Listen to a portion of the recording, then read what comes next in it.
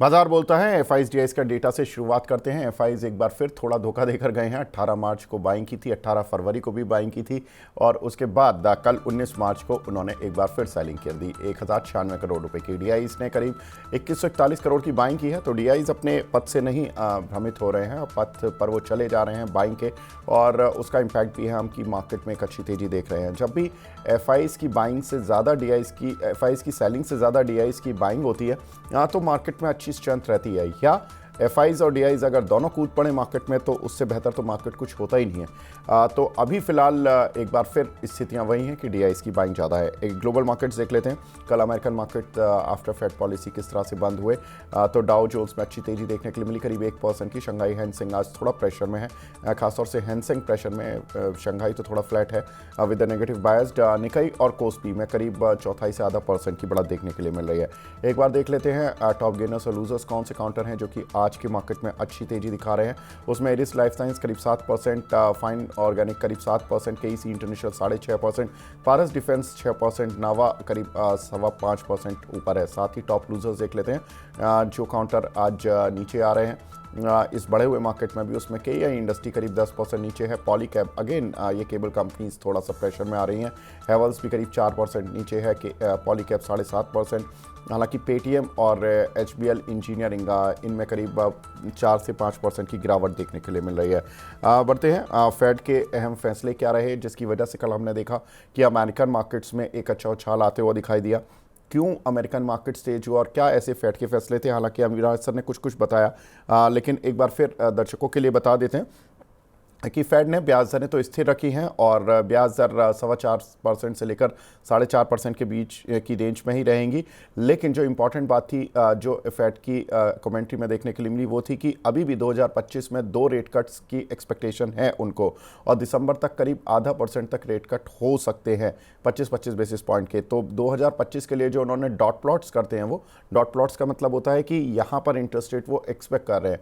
तो interest rate जो वो एक्सपेक्ट कर रहे हैं वो कर रहे हैं 3.9% 2025 के एंड में, और 2026 के एंड में भी 3.4% का इंटरेस्ट रेट एक्सपेक्ट कर रहे हैं। 2027 में हालांकि 3.1% है, लेकिन अभी अगले एक साल की ही बात करेंगे तो 2025 और 26 ये बड़े इंपॉर्टेंट है। अभी भी यहाँ से करीब 50 बेसिस पॉइंट इस साल और 50 basis point next year rate cut की उम्मीदें हैं।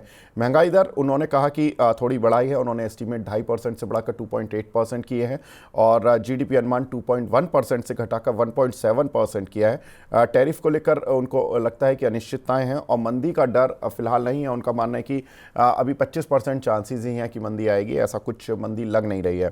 फेड के फैसले का असर क्या हुआ, 2 बार और दर कटौती की उम्मीद जो कि मार्केट को शायद मार्केट इसको फेड करता जा रहा था, उम्मीद उनकी नाउम्मीद होती जा रही थी। तो फेड गवर्नर ने एक बार फिर ये जता दिया कि 2 बार रेट कट होंगे इस साल, और उसका इम्पैक्ट पड़ा कि अमेरिकन मार्केट तेज हो गया। वहाँ पर बॉन्ड यील्ड भी 4% के नीचे आ गई गिरकर, और साथ ही डॉलर इंडेक्स भी 103.54 पैसे के स्तर पर पहुंच गया। तो करीब करीब ये कह सकते हैं कि डॉलर इंडेक्स लगभग हम अगर अपने हाई से देखें तो 110 के आसपास से काफ़ी अच्छे से रिट्रेस हो चुका है। बॉन्ड यील्ड 4% के नीचे आने का मतलब है कि मार्केट भी एक्सपेक्ट कर रहा है कि इंटरेस्ट रेट कट होंगे।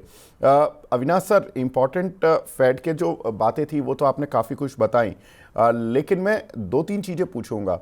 एक कि इसका इंडियन आईटी कंपनीज जो कि काफ़ी प्रेशर देख चुकी थी ड्यू टू अमेरिकन स्लोडाउन की जो एक्सपेक्टेशन आ रही थी कि अमेरिका में स्लोडाउन आ सकता है या मंदी आ सकती है, उसकी वजह से अब ये जो बाउंस बैक है जो आज हमें दिख रहा है ये परमानेंट बाउंस बैक है। इसमें एक अपॉर्चुनिटी समझे कि काफ़ी नीचे आ चुके हैं तो थोड़ा खरीद ले, या अभी रुक जाएं।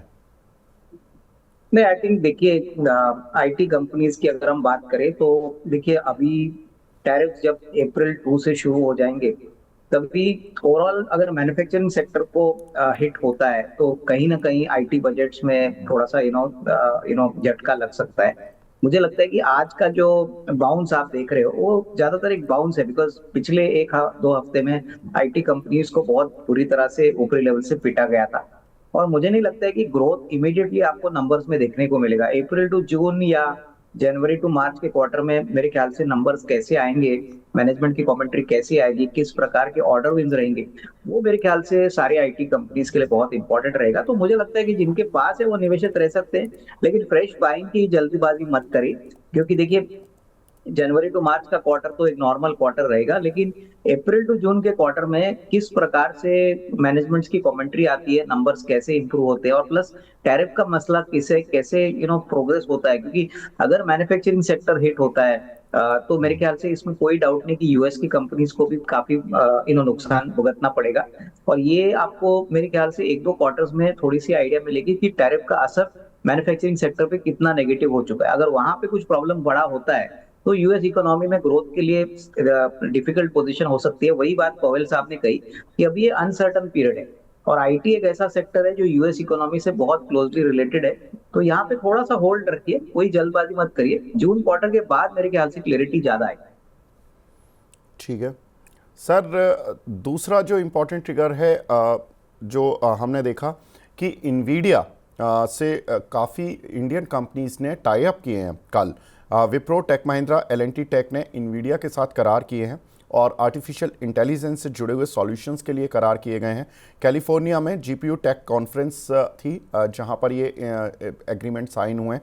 सर, ये जो करार हुए हैं इन्वीडिया के साथ, इन खासतौर से 3 कंपनियों के लिए, आपको क्या लगता है ये कितने बेनिफिशियल होंगे और बाकी आईटी कंपनीज का इन पर क्या असर पड़ेगा?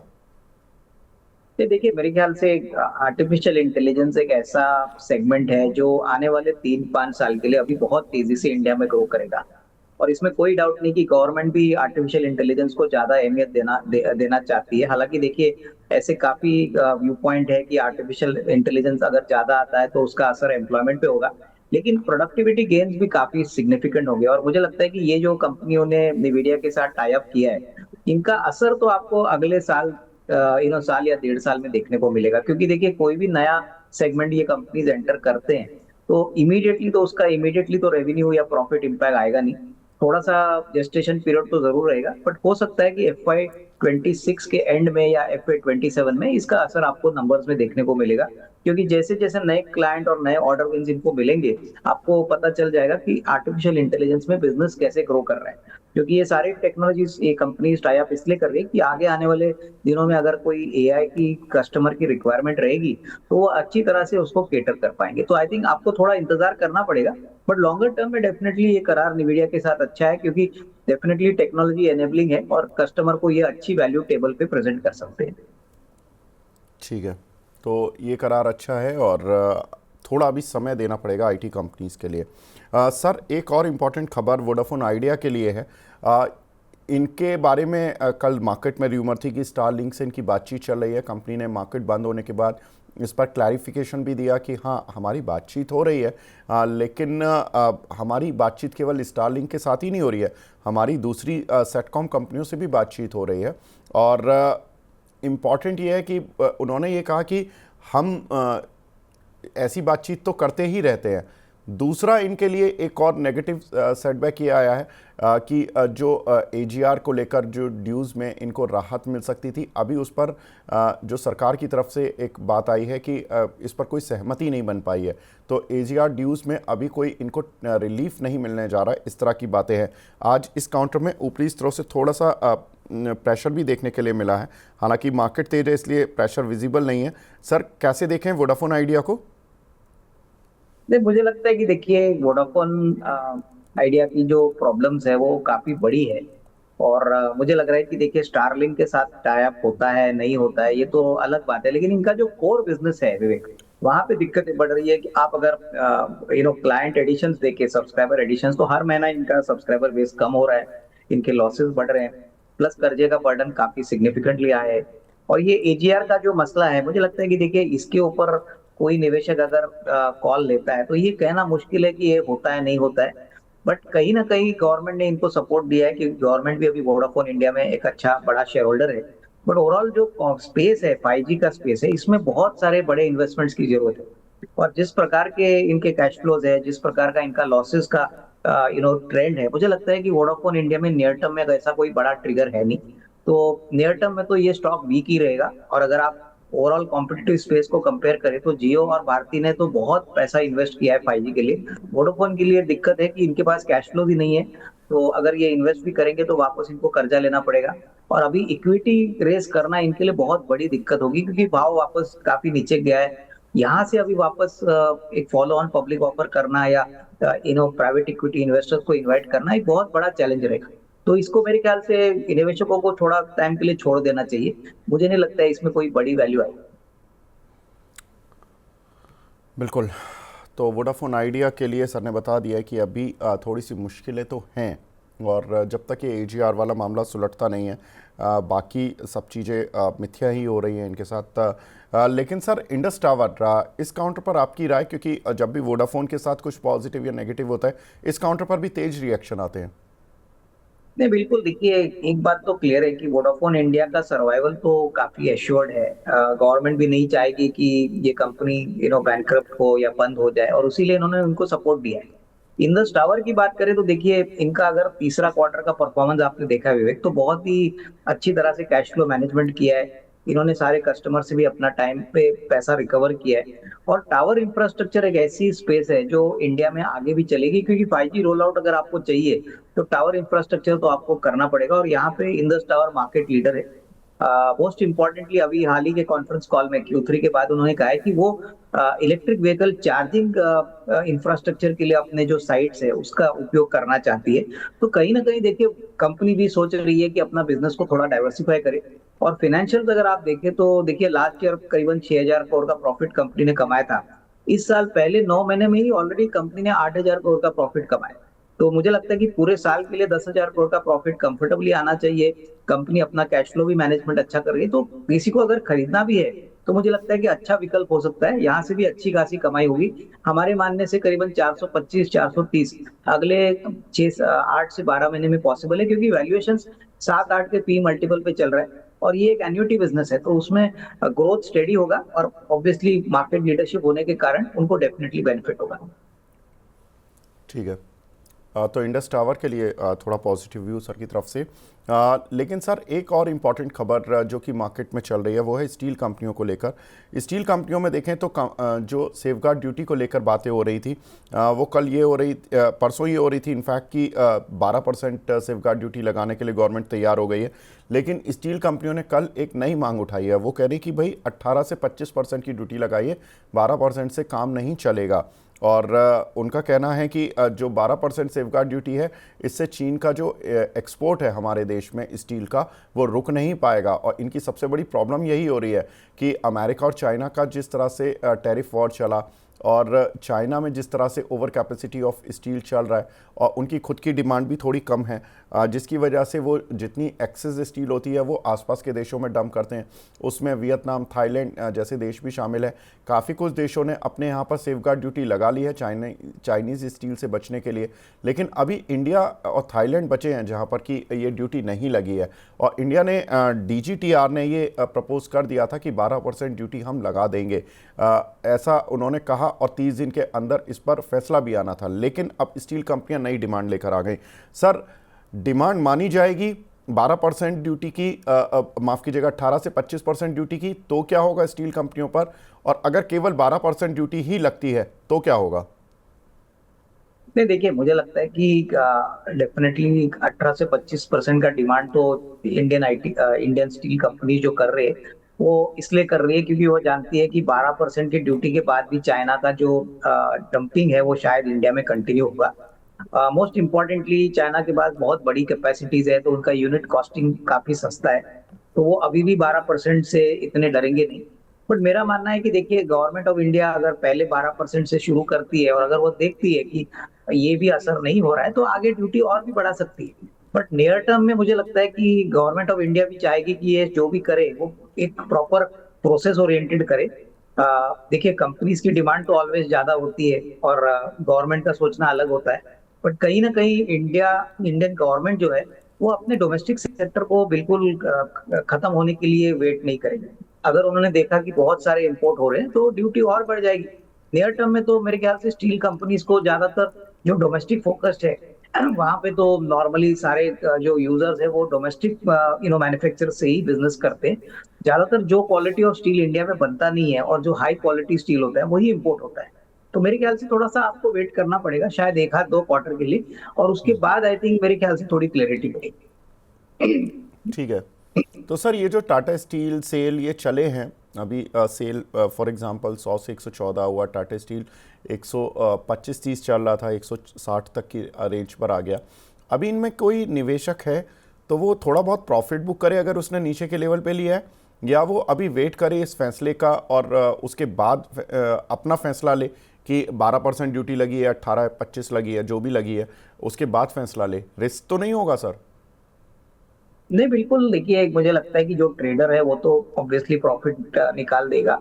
बट अगर किसी ने इन्वेस्टर के पॉइंट ऑफ व्यू से लिया है तो मेरे ख्याल से देखिए आपको मिनिमम एक आध दो क्वार्टर का इंतजार करना चाहिए, क्योंकि जो भी ड्यूटी है उसका इम्पैक्ट तो नंबर्स में आपको शायद अप्रैल टू जून के क्वार्टर में देखने को मिलेगा।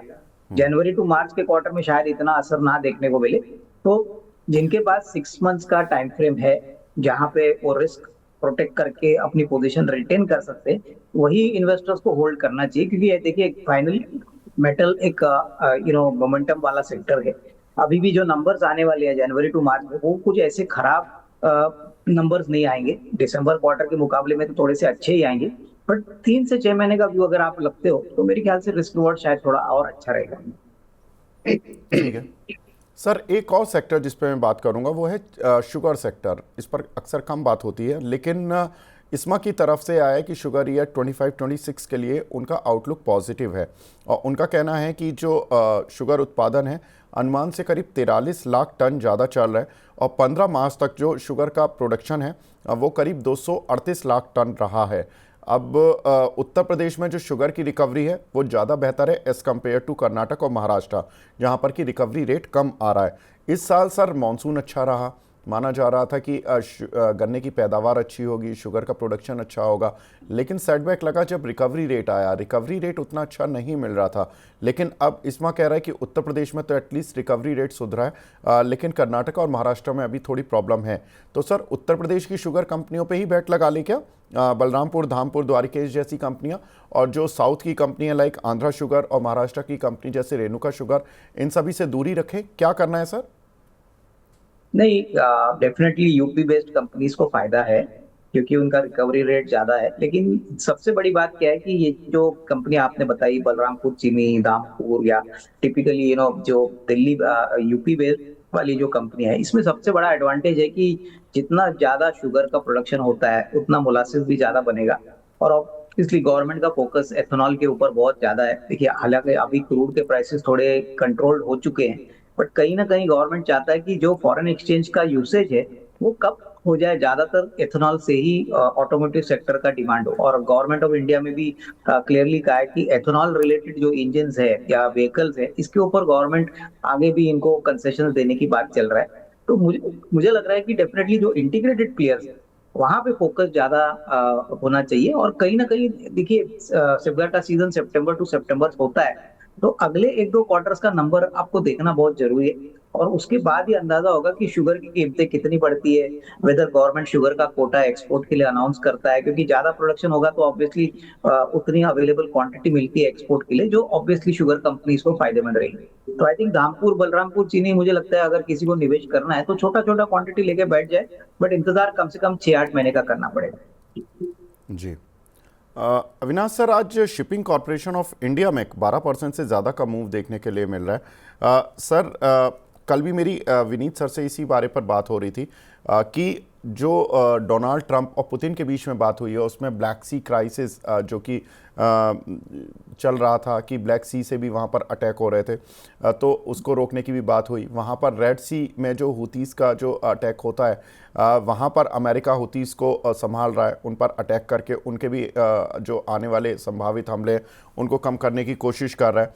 लगता है कि जो शिपिंग का जो क्राइसिस था वो निपट रहा है, इसी की वजह से बाउंस बैक है, या हमें दूसरे एंगल पे भी सोचना चाहिए कि जो शिपिंग कंपनीज ने एक extra bit of best period जो एंजॉय किया था कि शिपिंग रेट्स काफ़ी हाई हो गए थे, वो अब स्टेबलाइज हो जाएंगे तो ये शेयर अलग तरीके से चलेंगे। सर किस डायरेक्शन में सोचना चाहिए?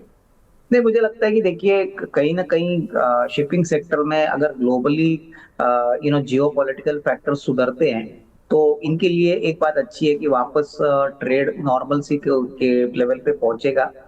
जो फ्रेट रेट्स है वो भी नॉर्मलाइज होंगे।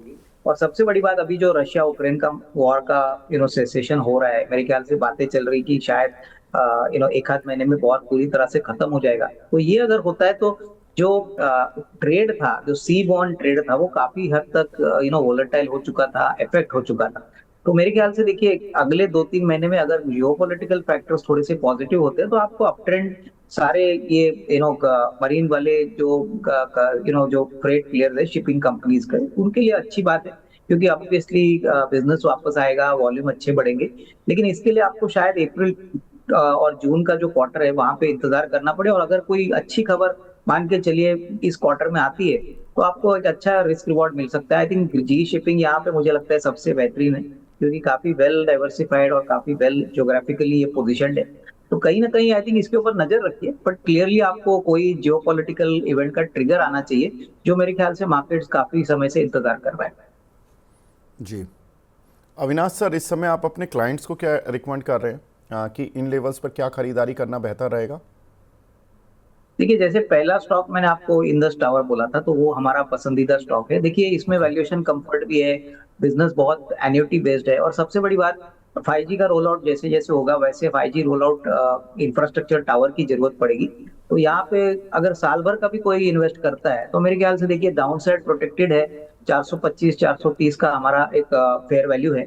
और दूसरी कंपनी जो हमको पसंद है वो है महिंद्रा एंड महिंद्रा। देखिए अभी जनवरी टू मार्च के क्वार्टर में हमको लगता है कि नंबर्स काफी स्ट्रांग आएंगे, प्लस इनका जो इलेक्ट्रिक व्हीकल का जो लाइनअप है वो भी बहुत स्ट्रांग है। बहुत अच्छा रिस्पॉन्स इनको मिला है। और मुझे लग रहा है कि पूरी ऑटो स्पेस में अगर आप देखें तो महिंद्रा एंड महिंद्रा ने सारी कंपनीज को आउट परफॉर्म किया है। नंबर भी बहुत अच्छे थे दिसंबर क्वार्टर के। तो आने वाला साल भी इनके लिए अच्छा रहेगा। होपफुली अगर मानसून अच्छा आता है, रूरल कंजम्पशन अगर और बढ़ता है, तो डेफिनेटली इनको इनके प्रोडक्ट्स के लिए अच्छी डिमांड रहेगी। तो मुझे लगता है कि 2850 का अभी कुछ रेट चल रहा है। अगर नजरिया आपका कम से कम 12-15 महीना है तो करीबन 3150 3200 का भी टारगेट प्राइस पॉसिबल है। और स्टॉक काफी सॉलिड है। मुझे लगता है कि ऐसे वोलेटाइल बाजार में आपको ऐसे लार्ज कैप्स पे ही बेट करना चाहिए। बिल्कुल, तो लार्ज कैप पर बैट करना चाहिए, उसमें महिंद्रा एंड महिंद्रा और सर ने बताया इंडस टावर, ये दो कॉल रहेंगी जहां पर कि सर बुलिश हैं। सर मैं आपके 1-2 मिनट और लूँगा। इंडस टावर में जैसा कि आप देख सकते हैं कि सर ने जो टारगेट्स दिए वो 425 रुपये के हैं, 331 रुपये पर चल रहा है शेयर, तो यहाँ से एक अच्छा खासा अपसाइड इस काउंटर पर देखने के लिए मिलेगा। वहीं महिंद्रा एंड महिंद्रा में भी सर ने जो टारगेट्स दिए वो 3100 की रेंज के दिए हैं, 3200 की रेंज, 3200 है, करीब 2817 पर चल रहा है, तो यहाँ से करीब 400 रुपये का अपसाइड इस काउंटर पर देखने के लिए मिल सकता है। अविनाश सर, एक चीज़ और जो कि मार्केट में चल रही है वो है गैस कंपनियां। आज थोड़ा सा गैस कंपनियों में सर्च देखने के लिए मिल रहा है। आईजीएल, एमजीएल, एटीजीएल में भी हमने कल भी सर्च आते हुए देखा।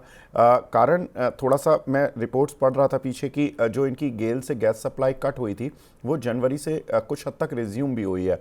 63% ऑफ द एपीएम जो इनकी टोटल गैस सप्लाई है उसमें जो 63% कॉन्ट्रीब्यूशन रहता था एपीएम का, वो घट के 37% कर दिया था गेल ने, और उसको बढ़ाकर 51% कर दिया जनवरी से। सर माना जा सकता है कि जनवरी मार्च क्वार्टर अच्छा रहेगा जिसकी वजह से चल रहे हैं, या ये केवल बाउंस बैक है, मार्केट के बाउंस बैक के साथ चल रहे हैं? नहीं, मेरे ख्याल से जो असर है गेल का गैस एलोकेशन का, वो विवेक आपको मेरे ख्याल से अप्रैल टू जून के क्वार्टर में ज्यादा देखने को मिलेगा। अभी तो जनवरी से तो ये एलोकेशन बढ़ा है, तो ये कहना कि इमीडिएटली जनवरी टू मार्च के क्वार्टर में आपको इंप्रूवमेंट नंबर्स में देखने को मिला, ये डिफिकल्ट है। बट हाँ, एक बात क्लियर है कि गैस के volumes compare to last year मेरे ख्याल से जनवरी टू मार्च में थोड़े और स्टेबलाइज होंगे, और अप्रैल टू जून के क्वार्टर में आपको स्ट्रॉन्ग ग्रोथ और देखने को मिलेगा। तो मेरे ख्याल से देखिए, अगर आपका निवेश करने का विचार है तो महानगर गैस है, गुजरात गैस है, इंद्रप्रस्थ गैस है, इसमें कोई भी हल्का करेक्शन आता है तो गिरावट पे जरूर आप अपने पोर्टफोलियो में ऐड करिए, क्योंकि सारी कंपनीज बहुत वेल मैनेज्ड है, कैश रिच है। और मुझे लगता है कि इनका नेटवर्क इतना सॉलिड है कि जैसे जैसे सप्लाई गैस का कंफर्टेबल होगा, इनको प्राइस बढ़ाने में कोई दिक्कत नहीं होगी।